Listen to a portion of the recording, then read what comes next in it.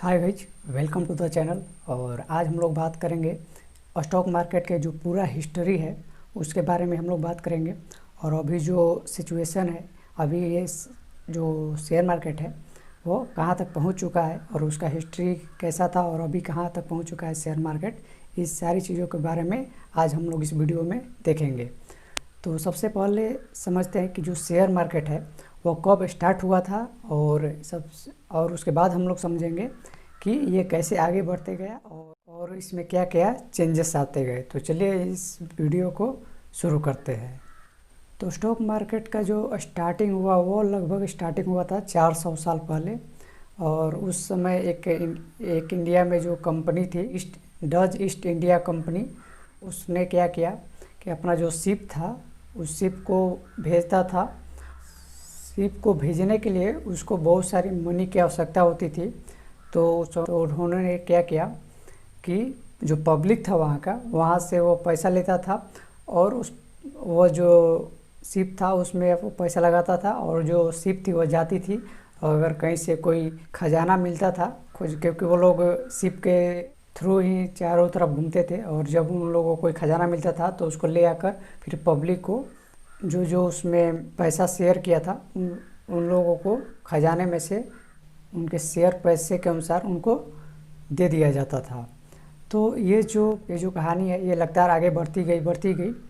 और वैसा क्या हुआ कि जो डच ईस्ट इंडिया कंपनी थी उसको प्रॉब्लम होने लगा कि जो एक शिप में जो इतने सारे लोग पैसा लगाते थे, तो हो सकता कभी कभी ऐसा होता था कि वो नाव जाती थी और कहीं कहीं खो जाती थी, या फिर कई जगह उसी नाव को लूट लिया जाता था। तो इस जो पैसा लगाए थे लोग, इन लोगों का लॉस हो जाता था।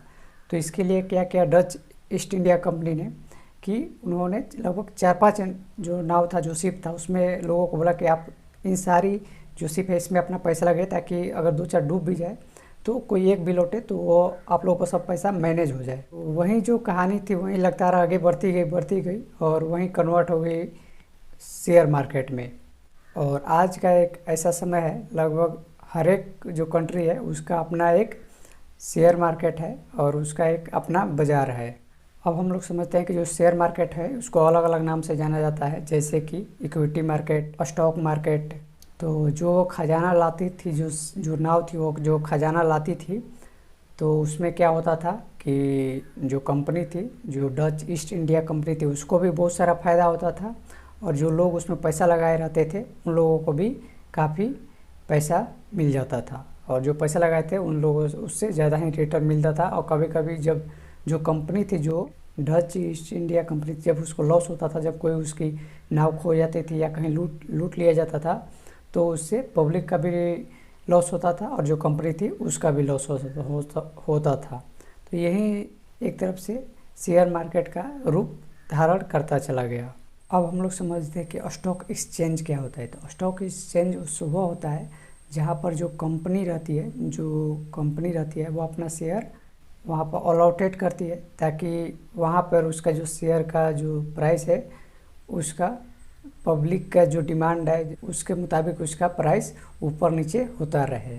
तो पहले क्या करती है जो कंपनी, अगर प्राइमरी मार्केट में देखा जाए, जो कंपनी रहती है वो अपना जो शेयर आता है उसका प्राइस से अपने कंपनी के अनुसार जो उसका बजट रहता है, जो उसके पास कैपिटलाइजेशन रहता है, तो उसके मुताबिक वो अपना शेयर की संख्या बनाती है और उसका प्राइस फिक्स करती है। लेकिन इसको ऐसा करने के लिए और इसको एक बार सेकेंडरी मार्केट जिसमें ये सेकेंडरी मार्केट जहाँ पर लोग किसी कंपनी का शेयर खरीदते हैं और बेचते हैं, वहाँ पर उसको अपना शेयर डालने के लिए और उस बाज़ार में अपना जो शेयर है उसको देने के लिए उसको सेबी एक रेगुलेटेड है जो कि इन सारी चीज़ों पर अपना नज़र रखती है, कहीं कोई स्कैम हो रहा है या नहीं हो रहा है। तो उससे उसको परमिशन लेना पड़ता है और बहुत सारी चीज़ें क्लेरिफाई करना पड़ता है कि आपने इतना जो शेयर बनाया है इसका क्या प्रभाव पड़ेगा आने वाले समय में। इन सारी चीज़ों को जो सेबी है वो खुद अपने नियमों के अनुसार चेक करती है और तभी उस कंपनी को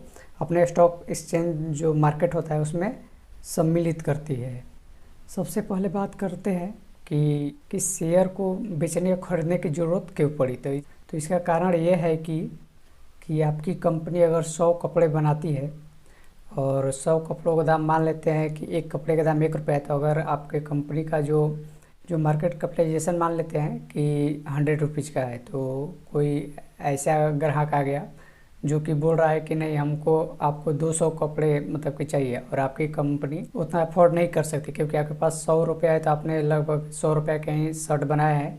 तो आप लोग जो जो व्यक्ति मांग रहा है कि नहीं हमको 200 शर्ट चाहिए, तो आप 200 का शर्ट नहीं बना सकते। तब आप क्या करते हैं कि अपना कंपनी के अनुसार और अपने प्रॉफिट लॉस के अनुसार देखते हुए अपना एक कंपनी का जो ओनरशिप है इसको एक तरफ से डिवाइड कर देते हैं कि इतना शेयर है और इतना शेयर में जितना लेगा उसका ओनरशिप वो उतना जो आदमी है वो उस कंपनी का मालिक होते चला जाएगा। लेकिन ऐसा देखा गया है कि जो भी कंपनियां रहती है लगभग 50% के आसपास अपना ओनरशिप ज़रूर रखती है, क्योंकि जिस कंपनी का 50% के पास उसका ओनरशिप रहता है वो उस कंपनी का बॉस रहता है। और ऐसा करते हैं जो कंपनी रहती है जो अपना शेयर का जो प्राइस फिक्स की रहती है कि इतने से इतने बीच का रहेगा, तो उसको उतना पैसा मिल जाता है।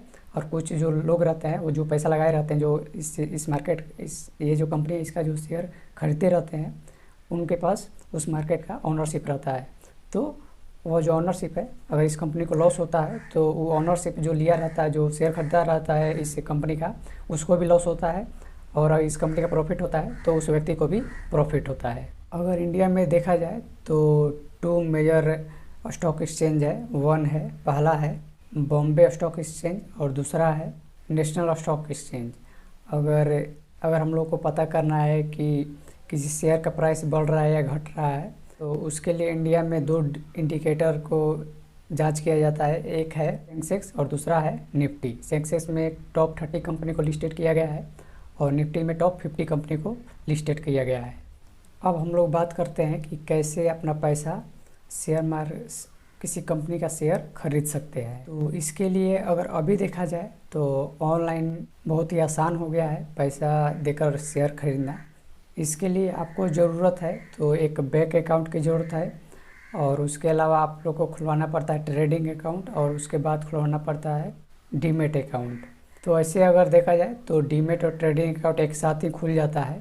वहीं अगर देखा जाए अभी के समय में, तो पहले जो था ब्रोकरेज रेट, जिसको हम लोग बोलते हैं कि अगर हम लोग जो पैसा लगाते हैं तो हम लोग किसी जिसके पास फाइनेंशियल नॉलेज है उनको हम लोग पैसा देते थे, तो वो लोग किसी कंपनी में देखकर कि ये जो कंपनी अच्छा परफॉर्मेंस कर उसमें अपना पैसा लगाते थे, तो वो अपना फ़ी लेते थे, उसी को ब्रोकरेज रेट कहते हैं। वहीं अगर देखा जाए बैंक का, तो बैंक का लगभग 1% है, तो उसी को मिनिमाइज़ किया जा रहा है। और अभी अगर देखा जाए तो बहुत सारी ऐपें हैं जो ब्रोकरेज रेट लगभग 0.5 के आसपास भी कई की है, तो आप लोग चेक कर सकते हैं।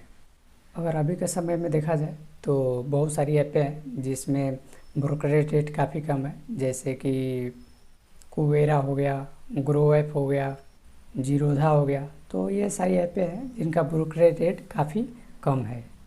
और जब नई कंपनी आती है, जब कोई कंपनी आती है जो नई रहती है, जो अपना शेयर मार्केट में लगाने आती है, तो वो जो फर्स्ट टाइम आती है तो उसको बोलते हैं इनिशियल पब्लिक ऑफरिंग। तो उसके लिए भी उसको सेबी का जो नियम है उसको पालन करना पड़ता है, और इस सब के और उसको रजिस्टर करने में नियरली 3 ईयर का समय लग जाता है।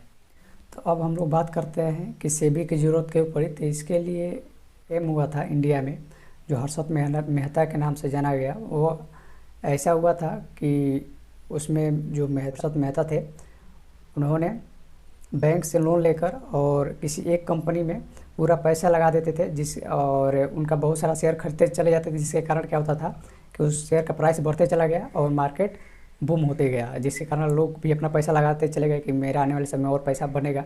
लेकिन क्या हुआ कि एक समय के बाद उसको लोन मिलना बंद हो गया, जिसके कारण मार्केट पूरा नीचे गिर गया, जिसके कारण बहुत सारे लोगों को लॉस हुआ और कुछ लोग फांसी भी लगा लिए। तो इन सारी चीज़ों को देखरेख करने के लिए ही सेबी को बनाया गया, और सेबी अभी के समय में बहुत सारे स्ट्रिक्ट नियम लगाई हुई है। अब हम लोग बात करते हैं कि ट्रेडिंग और इन्वेस्टिंग में क्या अंतर है। तो ट्रेडिंग वो होता है जिसमें लोग टेक्निकली देखते हैं कि कब ग्राफ बढ़ेगा कब घटेगा, इन सारी चीज़ों पर फोकस करते हैं।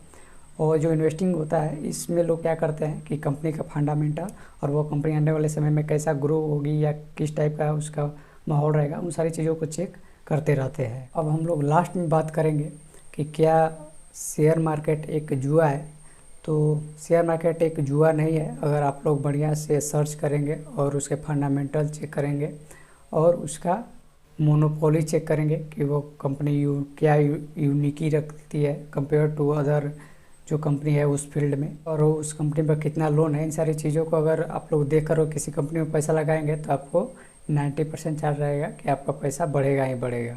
तो इन सारी चीज़ों को हम लोग को ध्यान में रखना बहुत ज़रूरी है अगर हम लोग को इन्वेस्टिंग दुनिया में आना है। तो लगभग सारे जो स्टॉक मार्केट के हिस्ट्री थे इसके बारे में डिस्कशन किया। तो चलिए मिलते हैं अपने नेक्स्ट वीडियो में, तब तक के लिए बाय बाय।